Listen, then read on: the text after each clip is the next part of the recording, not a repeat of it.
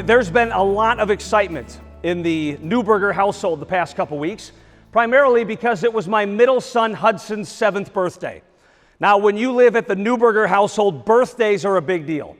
They're not just a one-day affair. It's basically a week-long celebration. We get loud, we get nuts, we get crazy. We love our birthdays.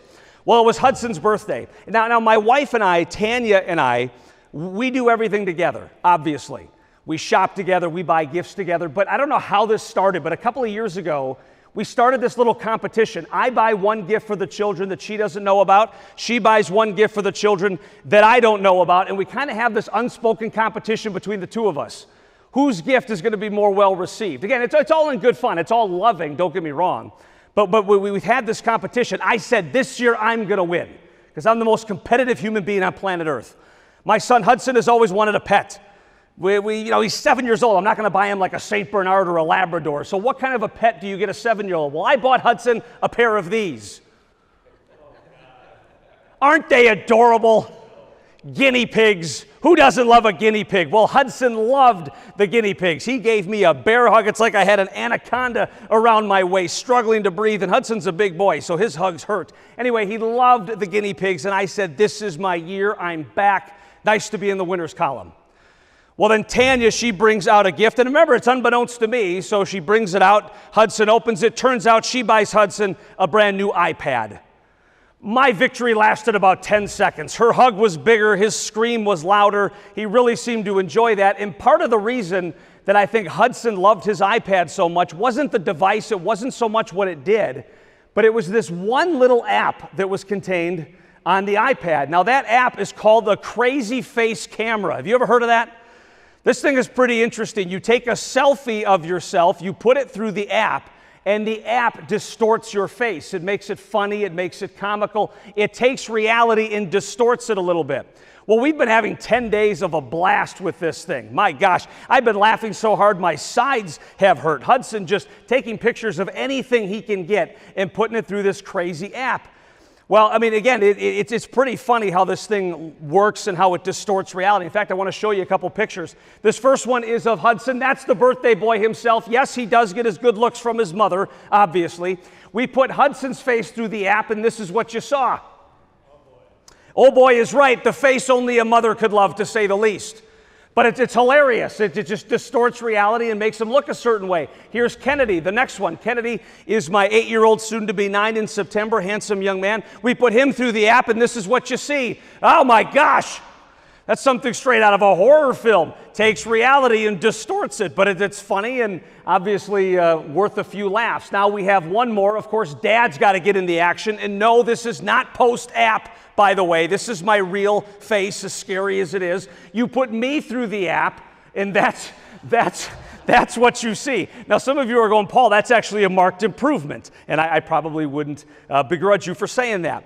But as we spend time on this app, as we're taking pictures of things, and as we're watching reality and these images be distorted, I can't help but think that this app is not the only thing in our lives that distorts reality.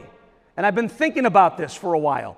Now, there's things in our lives right now that distort reality. Now, these things are not as innocent as the app. They're not as harmless as the app. They're not as inconsequential as the app. And if we're not careful, these reality distortion mechanisms can cause serious harm, mentally, emotionally, and spiritually. And I think we'd be very well served to keep this in the forefront of our minds.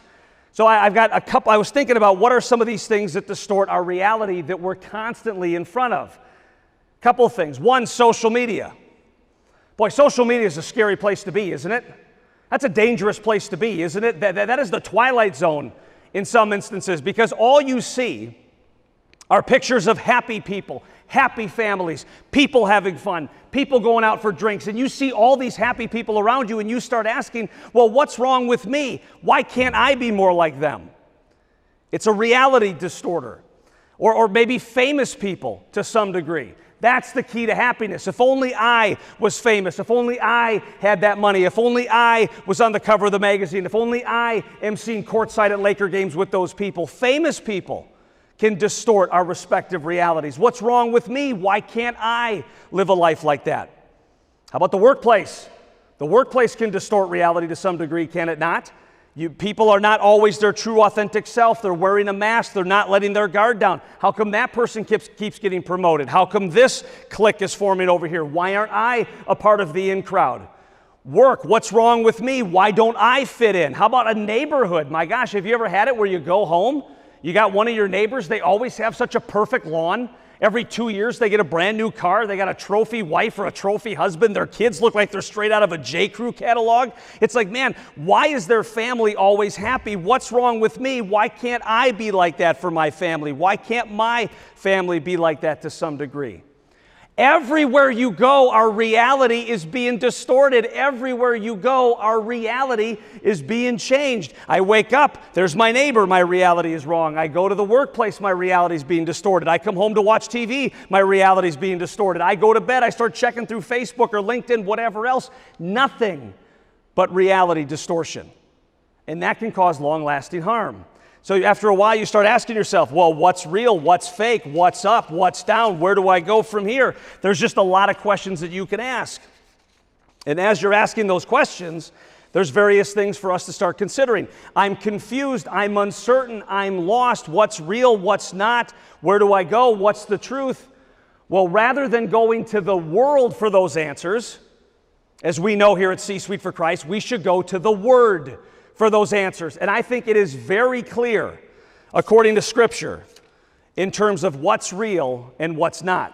If we look at 1 Samuel chapter 16, verse 17, here's what it says. But the Lord said to Samuel, do not consider his appearance or his height, for I have rejected him. The Lord does not look at the things people look at. People look at the outward appearance, but the Lord looks at the heart.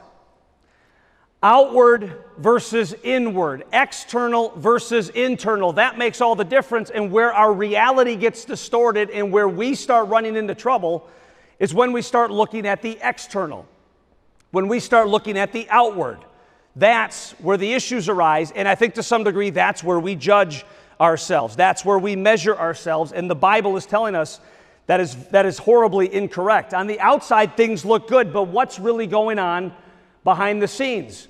And if you look at those 4 items that I discussed, I think we can see that if we just look internal and if we just poke behind the curtain, we can see that, again, that doesn't jive with reality. Social media. How many people take pictures of themselves lying awake at 1:30 in the morning?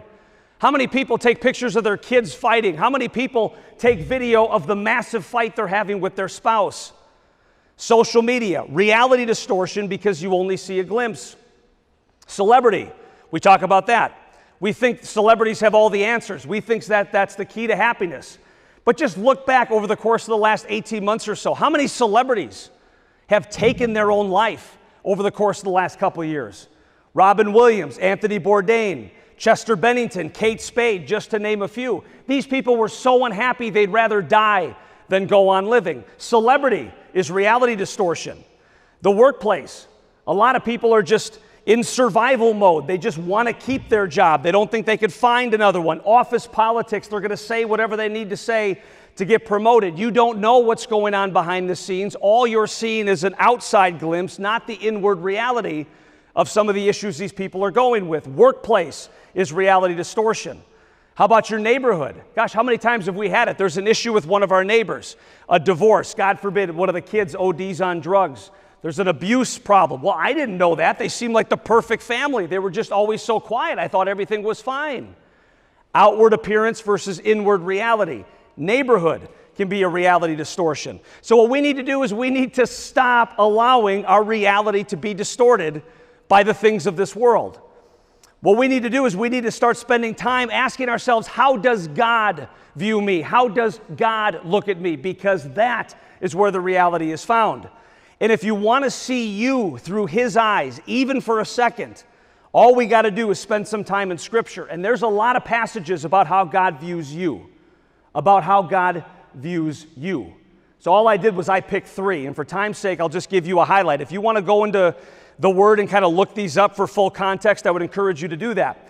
The first comes to us from John chapter 1, verses 12 and 13. John chapter 1, verses 12 and 13. According to that passage, you are His child forever.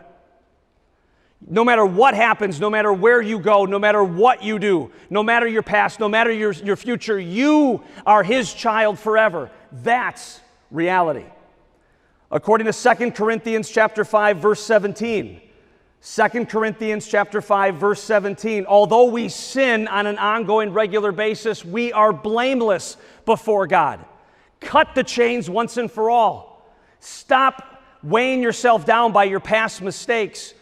Leave the past behind you, because we are blameless before God regardless of our sinful history. That is reality. Finally, John chapter 15, verse 15. John 15:15. The theme of that scripture is you are God's friend. That's my favorite one. I'm not just his child. I'm not just blameless. I'm not just loved by him. I am God's friend. Regardless of my neighbor, regardless of how many friends I have on social media, regardless of how many friends I have at the office or whatever else, I am God's friend. That is your reality. So in conclusion, as we get ready to tee up the video here, as we leave this time and place today, I would ask all of us to be mindful of how society distorts your image, distorts your reality, and pray, even if for a split second, that we can borrow God's eyes and see ourselves as he sees us.